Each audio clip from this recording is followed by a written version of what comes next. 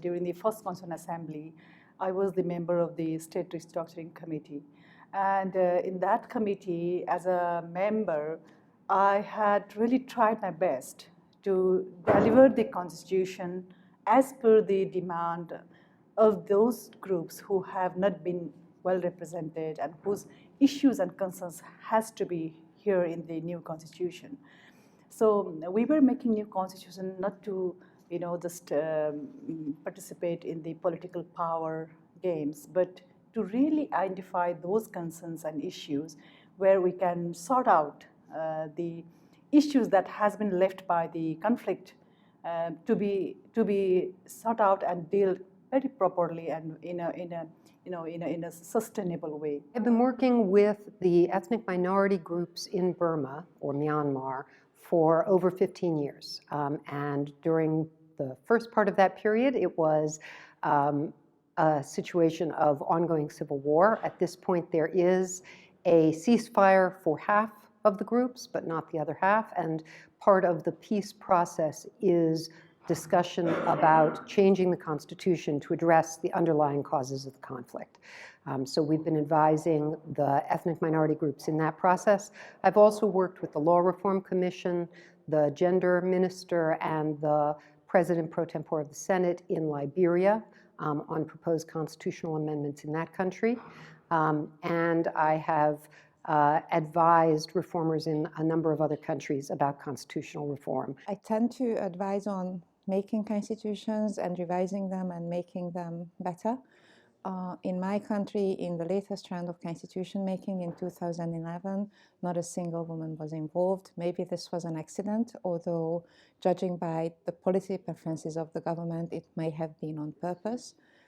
This is a very bitter experience for a female academic who has devoted her life to making constitutions better and making women part of politics, constitutional academia, and advocacy.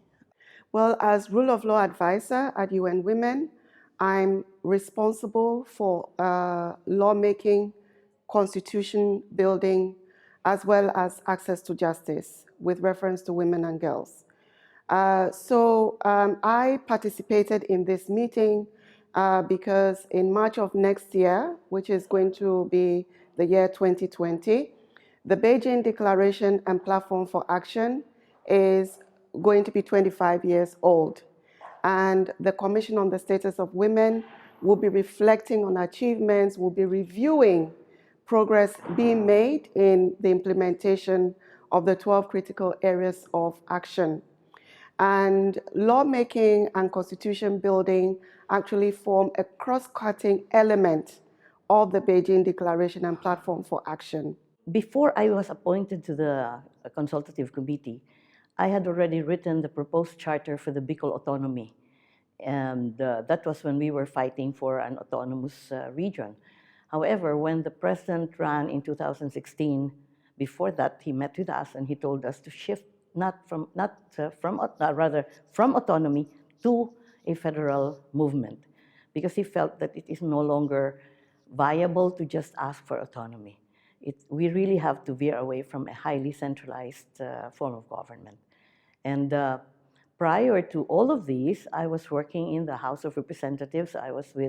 Initially, I was working with the Office of the Speaker, and then I was a bill drafter, I was a senior constitutional consultant for another unit, and then eventually I became the director of the legal cluster of committees, under which was the Committee on Constitutional Amendments and Electoral Reforms.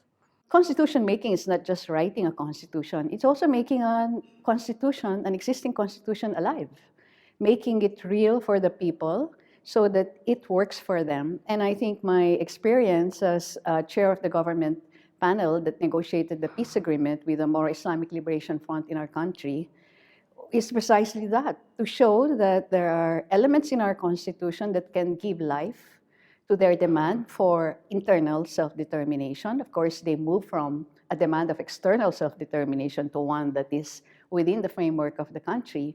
And to that extent, there are many items in the 1987 Philippine Constitution, itself a product of the democratic struggle of the Filipino people, coming from a dictatorship and putting all of these elements in place, trying to address the different conflicts that grew out of that dictatorship, precisely there are elements there. But of course, not everything can be accommodated within an existing constitutional framework.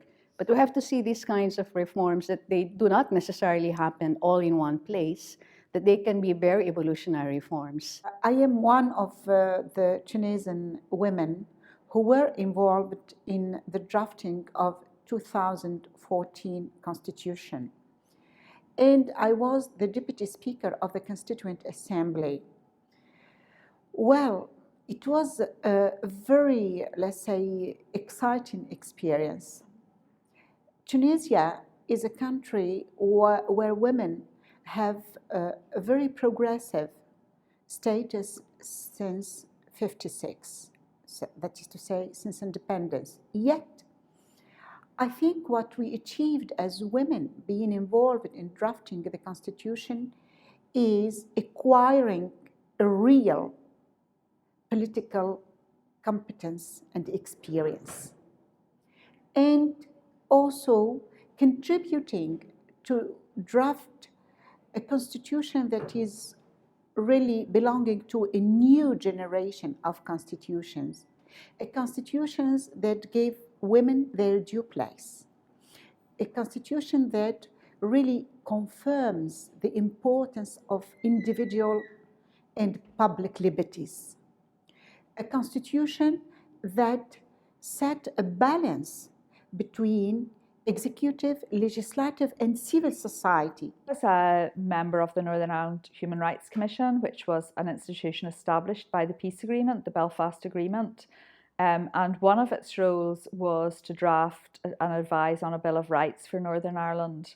And so I spent really, 4 years of my life consulting with local groups in many, many meetings, and working with commissioners and other stakeholders to try to formulate what a Bill of Rights for Northern Ireland would contain.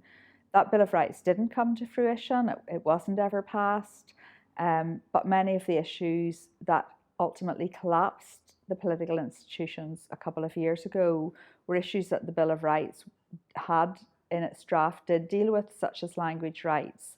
So I think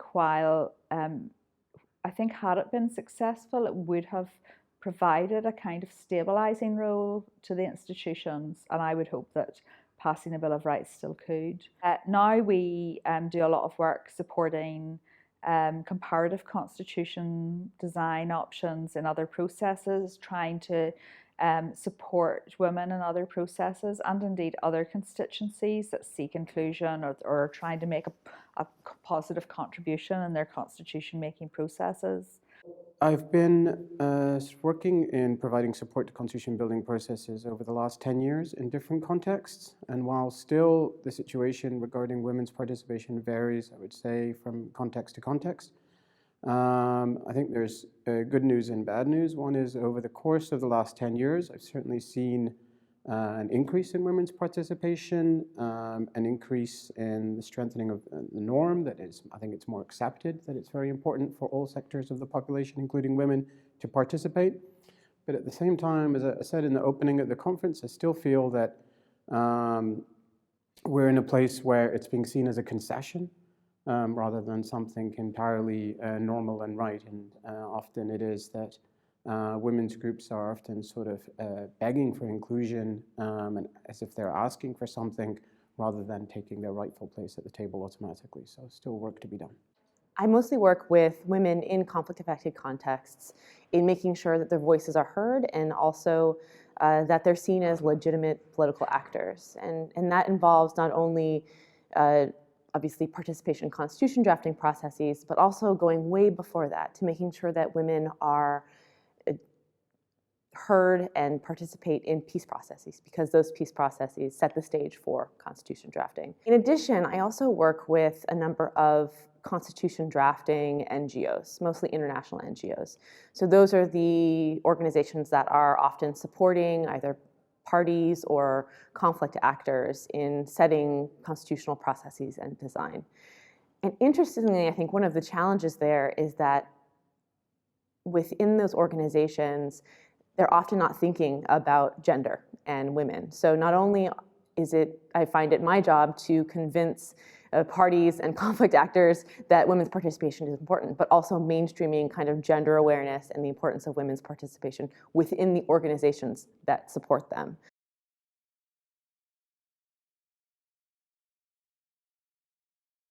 So women's participation in constitution making is important for obviously a variety of reasons, but I think one of the most salient ones is that women often advocate for things like gender equality and the rights of marginalized groups. And this is particularly important in conflict-affected contexts because research has shown that gender equality and the status of women is directly correlated with peacefulness. So gender equality is actually a better indicator of a state's peacefulness, better than things like democracy or GDP. Also, in terms of women's representation, research has shown that the more women you have in the legislature, in parliament, the less likely a state is likely to use violence in times of crisis. So women's participation has a direct correlation with peace, long-term peace and stability. Well, women are half or more than half of the population in pretty much every country in the world, and it can't be really called a democratic constitution if it wasn't produced by bodies that include substantial numbers of women. I think that it's sort of striking that in most countries where there is an ethnic or religious group that is even 30 or 40% of the population, people have no trouble understanding why, if they were excluded from the process, it would be an anti-democratic constitution. But when women are 50%, somehow still this is a mysterious argument. I think that women, in contributing to this new generation of constitutions, they brought their own vision. They brought our sense of pragmatism and also their sensitivity to the issue of rights and liberties. Not only their rights and liberties, but the rights and liberties of minorities, of children, of disabled persons. And from my experience, the contribution of women in the Constitution was not limited to women issues, but it was indeed extended to all issues of rights, economic and social rights, to liberties, to future, how to secure a future for the coming generations, and also how to consolidate democracy. And I can say that wherever democracy progresses, women's rights progresses. Because women's participation in politics and life is important, and without their participation in constitution making, somehow they will get excluded from politics and real life in the end. Women's participation is important, I think, for a number of reasons. Firstly, the constitution should be made in the name of we the people, and excluding 50% of the population never seems to be a good idea. Certainly all-inclusive constitution-making processes seem to lead to more democratic constitutions and more enduring constitutions. Secondly, as we've heard during many of the panel discussions, the voice of women have been critical often in reaching across divides, and constitution making often takes place in divided societies with entrenched political divisions, and we've heard a number of instances where women were able to bridge those divides, in particular in terms of peace processes. Later on, after the negotiation in the peace process, from the both parties, from the government and from the state and from the other conflicting groups, it has been come to a conclusion that there should be a new constitution through which the unrepresented groups, especially women, disadvantaged sections, indigenous and marginalized communities, will be taken into account. Their participation will be one of the priority agenda in the new constitution. Therefore, to bring the peace process into the logical end, there is a need and there is an urgent, special demand for the representation of women in the new constitution as well. Women make up the majority of the populations of the various countries that they come from in the main. But more importantly, the 2030 Agenda for Sustainable Development insists that no group should be left behind in any development process of any kind. And we know that constitution making and constitution building are key elements of development. If anything at all, they constitute the cornerstone of development.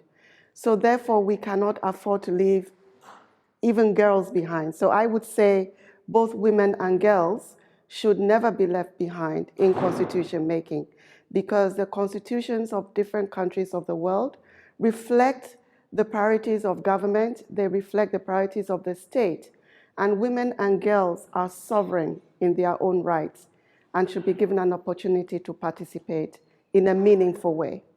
Well, I think the most important reason for women to be included in the process is to ensure that there will be a recognition of their equal role in building a nation and in ensuring that the concerns of women are adequately responded to in the making of the Constitution.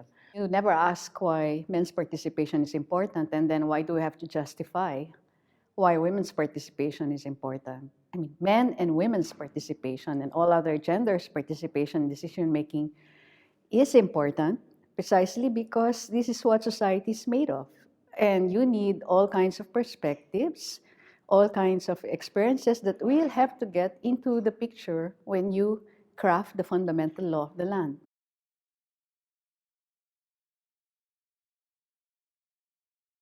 I think this has become one of the first dialogue of women who are the council makers in their own respective regions and who have really played a prominent role in making council making process. So I think this will definitely brings our common effort together globally. First of all, is that it's not sufficient to have good constitutions and good legislative texts. The most important thing is how to implement them, how to transform them into a mentality, a culture, and a reality. Second is women shall not limit their concern and their attention to women's issue. Women are human beings. Women are full citizens. So they are concerned by all issues concerning their society. And this is why women shall also work on these issues to be transformed into a group that interests and draws the attention of politicians, not only because of women issues, but because they represent a political force. I think what's been really striking in the conversation here is that despite the many differences between the countries and the challenges that they face and the particular constitutional issues they're struggling with, there is a huge amount that can be learned from one country and applied to another. Not simply borrowing a constitutional solution, but understanding the way in which certain constitutional structures or proposals relate to particular underlying problems. So I've just been very struck by how much we have to learn from each other. Well, the women's issue, the gender issue are really embedded in all the elements of constitution making. So while it's very important to have very, very special provisions for women, to have experts on gender issues, it's also very important to have women who are experts in all the other components, whether it's about security, structures of government, fiscal matters, and all that. You need that kind of expertise across the ranks being mobilized. But the point is, the problem is, a lot of women have been ignored. A lot of very, very capable women have never been given the chance. And I think that's the real problem, to provide that kind of access, that kind of opportunity through certain affirmative measures to enable women to be able to show that they know, they can, and that you can actually do it without them. we don't always have to be in the same disciplines to participate in constitution making. In fact, women are diverse. We have to celebrate and appreciate the diversity of skills and disciplines that different women bring. Some women are politicians, some are economists, some are lawyers, some have specialized in constitution making. Specifically, others have specialized in decentralization and federalism as a discipline. And I believe that bringing all these skills, disciplines, as well as priorities together is what would make a very strong constitution building process. Given that we sort of came to discuss, gender implications of constitution making, it might sound strange, but I think what really came across for me was the extent to which issues of inclusion of women and issues of sort of good governance and good, functional institutions are really bound up together. So many of the issues we dealt with around, federalization versus unity and how did those work, whether an Islamic concept of the state was in contradistinction to human rights. These are actually issues that are at the heart of some of the tensions that need to be worked out. But they're issues that both really implicate women's rights. So somehow when you talk about women's rights, you're talking really about how you resolve some of these deepest issues. So I think what really came out for me was the extent to which all constitutional experts need to be gender experts. And gender experts don't just speak to a gender piece, but really to the entirety of constitutional design. As a peace-building practitioner, I mostly work on constitution process and design. And so this really focuses on how do we resolve things like root causes and conflict drivers through constitution processes. As a result, I feel like a lot of times we are kind of looking at the short term. And what this conference has really shown me is that it's not just about how do we solve the conflict, but looking more long term. And I think one thing that I've learned is that implementation is so important, obviously.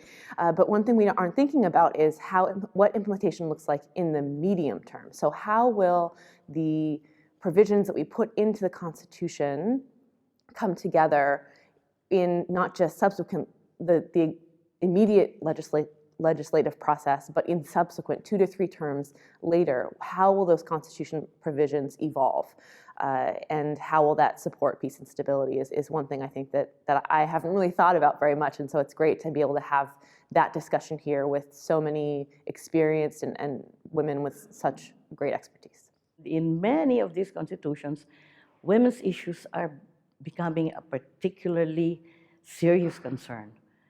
But I'm glad that in my country, we're not very particular about that anymore because the policies have been laid down prior to this, and legislation favoring or protecting the interests of women and children have already been enacted.